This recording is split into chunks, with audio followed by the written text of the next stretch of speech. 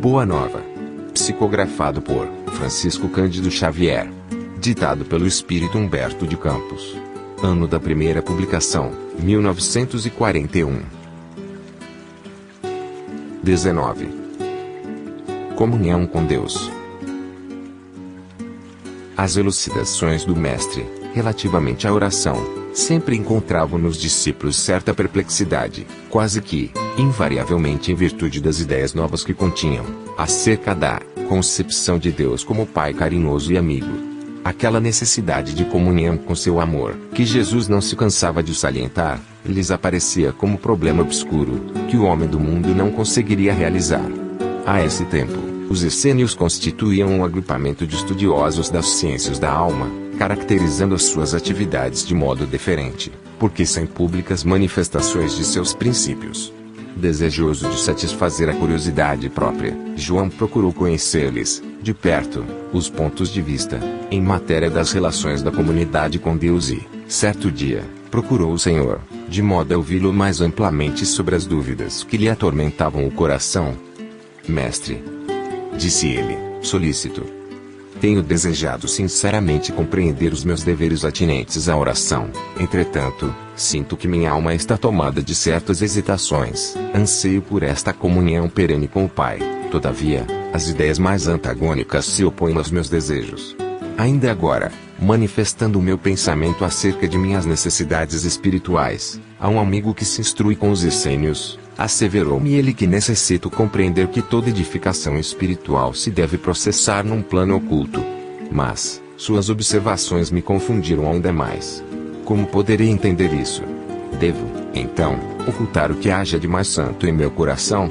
O Messias, arrancado de suas meditações, respondeu, com brandura: João, todas as dúvidas que te assaltam se verificam pelo motivo de não haveres compreendido, até agora, que cada criatura tem um santuário no próprio espírito, onde a sabedoria e o amor de Deus se manifestam, através das vozes da consciência.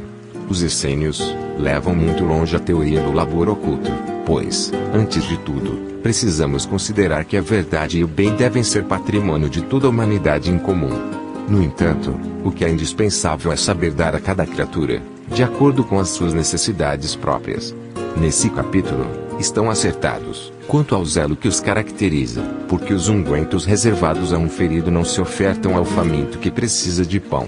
Também eu tenho afirmado que não poderei ensinar tudo o que desejar aos meus discípulos, sendo compelido a reservar outras lições do Evangelho do Reino para o futuro, quando a magnanimidade divina permitir que a voz do Consolador se faça ouvir, entre os homens sequiosos de conhecimento. Não tens observado o número de vezes em que necessito recorrer a parábolas para que a revelação não ofusque o entendimento geral? No que se refere à comunhão de nossas almas com Deus, não me esqueci de recomendar que cada espírito ore, no segredo do seu íntimo, no silêncio de suas esperanças e aspirações mais sagradas. É que cada criatura deve estabelecer o seu próprio caminho para mais alto, erguendo em si mesmo o santuário divino da fé e da confiança, onde interprete sempre a vontade de Deus, com respeito ao seu destino. A comunhão da criatura com o Criador é, portanto, um imperativo da existência, e a prece é o luminoso caminho entre o coração humano e o Pai de infinita bondade. O apóstolo escutou as observações do Mestre, parecendo meditar austeramente. Entretanto, obtemperou. Mas, a oração deve ser louvor ou súplica? Ao que Jesus respondeu com bondade: por prece devemos interpretar todo o ato de relação entre o homem e Deus. Devido a isso mesmo, como expressão de agradecimento ou de rogativa, a oração é sempre um esforço da criatura em face da providência divina. Os que apenas suplicam podem ser ignorantes, os que louvam podem ser somente preguiçosos. Todo aquele, porém, que trabalha pelo bem, com as suas mãos e com o seu pensamento, esse é o filho que aprendeu a orar, na exaltação ou na rogativa, porque em todas as circunstâncias será fiel a Deus, consciente de que a vontade do Pai é mais justa e sábia do que a sua própria. E como ser leal a Deus, no orarão? Interrogou o apóstolo, evidenciando as suas dificuldades intelectuais. A prece já não representa em si mesmo um sinal de confiança. Jesus contemplou-o com a sua serenidade imperturbável e retrucou: será que também tu não entendes? Não obstante a confiança expressa na oração e a fé tributada à providência superior, é preciso colocar acima delas a certeza de que os desígnios celestiais são mais sábios e misericordiosos do que o capricho próprio. É necessário que cada um se una ao Pai, comungando com a sua vontade generosa e justa, ainda que seja contrariado em determinadas ocasiões. Em suma, é imprescindível que sejamos de Deus. Quando as lições dessa fidelidade, observemos a própria natureza, em suas manifestações mais simples. Dentro dela, agem as leis de Deus e devemos reconhecer que todas essas leis correspondem à sua amorosa sabedoria, constituindo-se suas servas fiéis, no trabalho universal. Já ouviste falar, alguma vez, que o sol se afastou do céu, cansado da paisagem escura da terra, alegando a necessidade de repousar. As águas teriam privado o globo de seus benefícios, em certos anos, a título de repouso indispensável.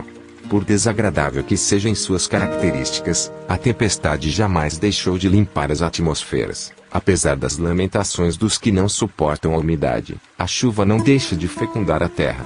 João, é preciso aprender com as leis da natureza a fidelidade a Deus.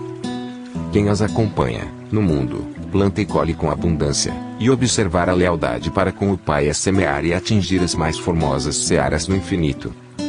Vê, pois, que todo o problema da oração está em edificarmos o reino do céu entre os sentimentos de nosso íntimo, compreendendo que os atributos divinos se encontram em nós.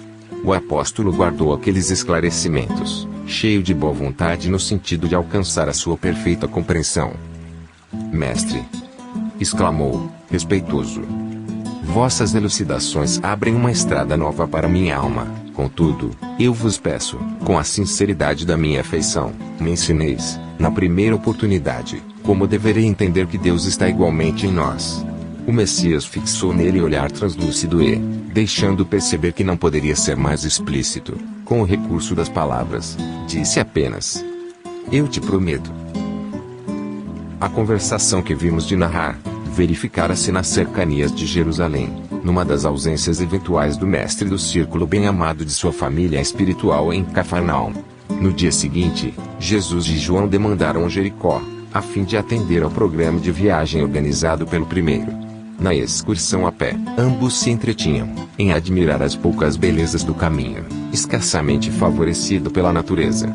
A paisagem era árida e as árvores existentes apresentavam as frondes recurvadas, entremostrando a pobreza da região que não lhes incentivava o desenvolvimento. Não longe de uma pequena herdade, o mestre e o apóstolo encontraram um rude lavrador, cavando grande poço, à beira do caminho.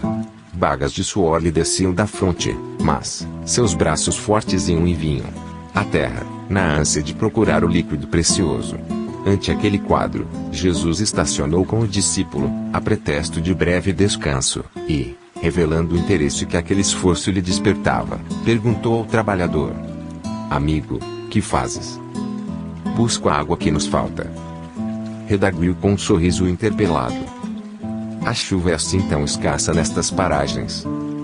Tornou Jesus, evidenciando afetuoso cuidado. Sim, nas proximidades de Jericó, ultimamente, a chuva se vem tornando uma verdadeira graça de Deus.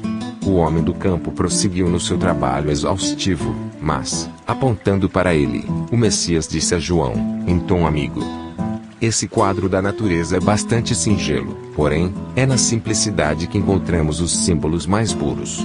Observa, João, que este homem compreende que sem a chuva não haveria mananciais na terra, mas não para em seu esforço, procurando o reservatório que a providência divina armazenou no subsolo.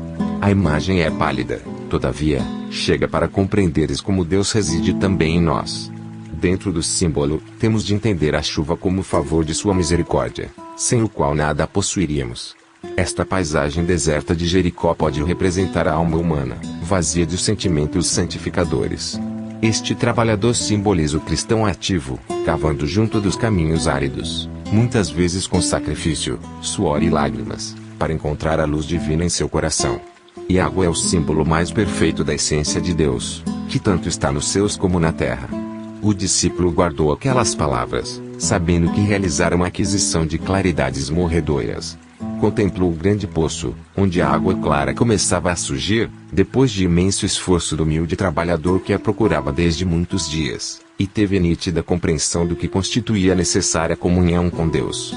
Experimentando indefinível júbilo no coração, tomou das mãos do Messias e as osculou, com a alegria do seu espírito alvoroçado.